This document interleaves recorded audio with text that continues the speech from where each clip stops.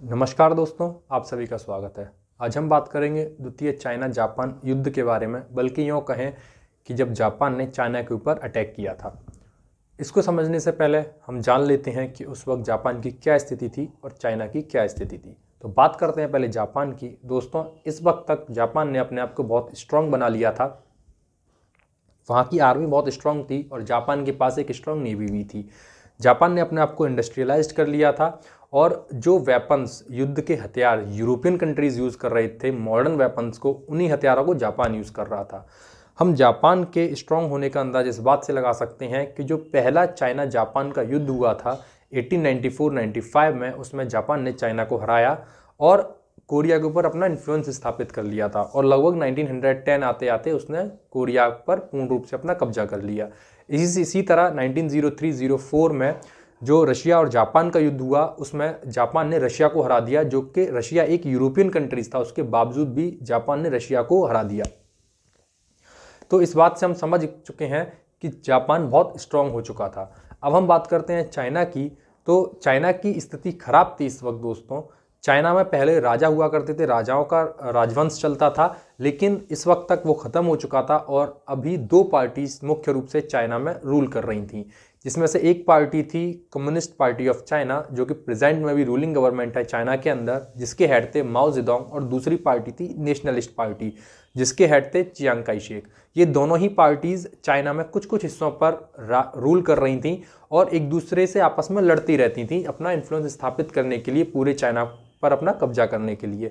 इसी चीज़ को लेकर वहाँ गृह युद्ध चलते रहते थे, जिसके कारण चाइना बहुत ही ज़्यादा दयनीय स्थिति में आ गया था। अब हम बात करते हैं युद्ध की। तो दोस्तों, युद्ध की घटना शुरू होती है 7 जुलाई 1937 से Marco Polo bridge incident. Marco Polo bridge जो कि बीजिंग शहर के पास में है, वहाँ पर एक तरफ चाइनीज़ आर्मी होती है और एक तरफ जापानीज़ आर्मी। तो जापानीज़ आर्मी आके बोलती है कि हमारा एक सैनिक आपके शहर में चला गया है और हम उसको ढूंढना चाहते हैं। इस बात से चाइनीज़ आर्मी मना कर देती है कि आपको अंदर जाने की इजाज़त नहीं है, और एक दो दिन में इसी बात को लेकर क्लैश स्टार्ट हो जाता है और दोनों ही आर्मीज लड़ना शुरू हो जाती हैं। बल्कि होता ये है दोस्तों कि जो जापानीज़ आर्मी है वो मौका ढूंढ रही होती है कि मौका मिले और मैं चाइना के ऊपर अटैक कर दूं, और उन्हें ये मौका मिल जाता है और वो चाइना के ऊपर अटैक कर देते हैं। अटैक करने का जब नानकिंग शहर के अंदर जापानीज सोल्जर्स की एंट्री होती है, तो वहाँ के लोग इस बात से बहुत खुश होते हैं। खुश इसलिए होते हैं क्योंकि वहाँ गृह युद्ध चलने के कारण वहाँ के लोगों की स्थिति खराब थी, तो उन्हें लगता है कि जापानीज़ आर्मी अगर आएगी तो हमारी स्थिति में कुछ सुधार आ जाएगा। लेकिन दोस्तों, जापानीज़ आर्मी आते ही जैसे ही अपना असली रूप दिखाती है, बर्बरता दिखाती है, तो वहाँ के लोग समझ जाते हैं कि हमारी स्थिति और ज़्यादा खराब हो चुकी है। चाइनीज़ आर्मी जो थी वो ऐसा नहीं है कि जापानीज़ आर्मी की एंट्री का विरोध नहीं कर रही थी या वहाँ लड़ाई नहीं हो रही थी, लेकिन एक्चुअली में हुआ ये था दोस्तों कि चाइनीज़ ऑफिसर्स को जो जनरल थे, जर्मन जनरल्स जो थे, उनके द्वारा ये एडवाइस दी गई थी कि आप जो चाइनीज़ आर्मी है, आप अपनी आर्मी को थोड़ा पीछे कर लीजिए और जापानीज़ आर्मी को अंदर आने दीजिए। जब वो अंदर आ जाएगी तब आप उन पर अटैक कीजिएगा एक साथ, जिससे कि जो उनकी डिस्टेंस है वो ज़्यादा बढ़ जाएगी, अंदर आने की जो उनकी सप्लाई है उसमें ब्लॉकेट पड़ जाएगा और आप उन्हें ईजिली जीत सकते हैं।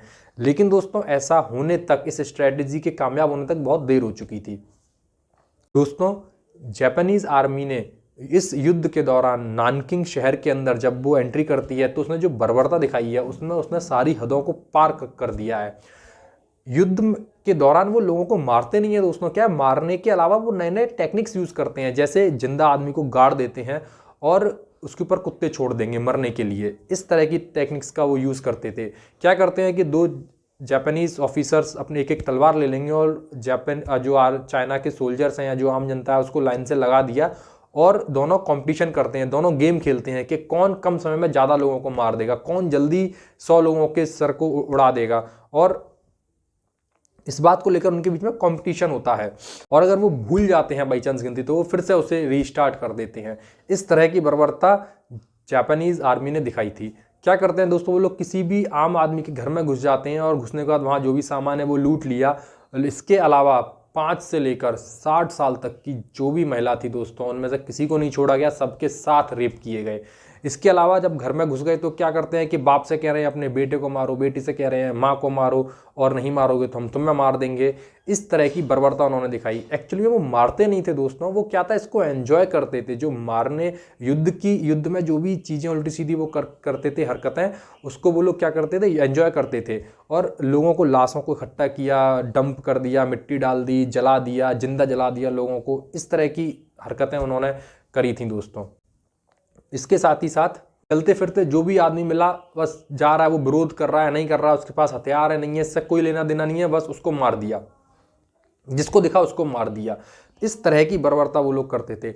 इसी दौरान दोस्तों एक जर्मन बिजनेसमैन थे जो नानकिंग शहर में रहते थे, जॉन रावे। उन्होंने इंटरनेशनल सेफ्टी जोन की स्थापना की, जो कि इंटरनेशनल लॉज के हिसाब से था कि उस जोन के अंदर जो भी आदमी है, उसके ऊपर अगर दो देशों के बीच में लड़ाई हो रही है तो वो उस जोन के अंदर एंटर नहीं करेगी आर्मी, और वहाँ पर कोई नुकसान नहीं पहुँचाएगी। तो इस तरीके से उन्होंने एक अहम रोल अपना निभाया, जॉन रावे, जो कि एक जर्मन बिजनेसमैन थे, और उन्होंने कई चाइनीज़ लोगों को बचाया। लेकिन दोस्तों जापानीज़ आर्मी ने वहाँ भी अटैक किया। जैसे ही उन्हें मौका मिलता था, दिन में रात में वो घात लगाए रहते थे कि बस यहाँ से कोई आदमी मिल जाए उसे मार दो। थोड़ा सा घुस गए और आदमी को पकड़ लाई, उसको मार दिया। दोस्तों मारने के दौरान वो लोग क्या करते थे कि अपनी फ़ोटोज़ खिंचाते थे, अपनी वीडियोज़ बनाते थे, है ना, जिससे कि हम जब वापस जाएंगे तो अपने देश में दिखाएंगे कि हमने इतने चाइनीज़ को मारा, इस तरीके से चाइनीज़ को मारा। और औरतों के साथ तो बहुत ही ज़्यादा बुरी व्यवहार किया गया, बहुत ही ज़्यादा बुरी कंडीशंस उनके साथ, बहुत ही ज़्यादा अत्याचार किए गए दोस्तों। ये इस युद्ध का समापन जब अमेरिका ने जापान के ऊपर न्यूक्लियर बॉम्ब गिराया, जब द्वितीय विश्व युद्ध खत्म हुआ, उसी के साथ साथ इस युद्ध का भी समापन हुआ था। और इस युद्ध के समापन के बाद एक इंटरनेशनल मिलिट्री ट्रिब्यूनल, जो कि टोक्यो ट्रायल्स के नाम से फेमस है, टोक्यो ट्रायल्स के नाम से जो भी ऑफिसर्स, जो भी आर्मी, जो भी जापानीज़ के आर्मी सोल्जर जो भी इन्वॉल्व थे इसके अंदर, उनके ऊपर ट्रायल्स किए गए, जिसमें अलग अलग कई सारे कंट्रीज़ के जस्टिस को इंक्लूड किया गया। कई सारे कंट्रीज़ के अलग अलग जस्टिस एक साथ इकट्ठे हुए थे। और दोस्तों ये ट्रायल्स, इस युद्ध के जो नानकिंग मैसेकर था, इसके ट्रायल्स उसी बिल्डिंग में चले थे जिस बिल्डिंग में बैठकर जापानीज़ आर्मी के जो ऑफिसर्स थे वो डायरेक्शंस दिया करते थे अपने सोल्जर्स को अटैक करने के लिए। उसी बिल्डिंग में, टोक्यो शहर में, इसके ट्रायल्स चले। इसमें इंडिया के भी जज शामिल थे।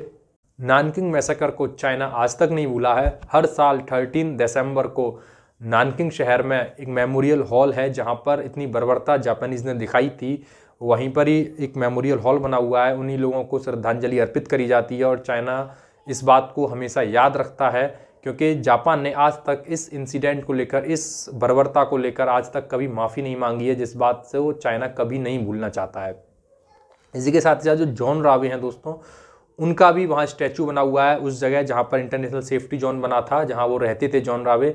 वहाँ पर उनका आज भी स्टैचू बना हुआ है, जिसे चाइना के लोग बहुत ही सम्मानपूर्वक याद करते हैं। तो दोस्तों आई होप आपको नानकिंग मैसेकर समझ में आया होगा। तो इसी के साथ दोस्तों नमस्कार, चैनल को सब्सक्राइब करें ऐसे ही और वीडियोज़ के लिए।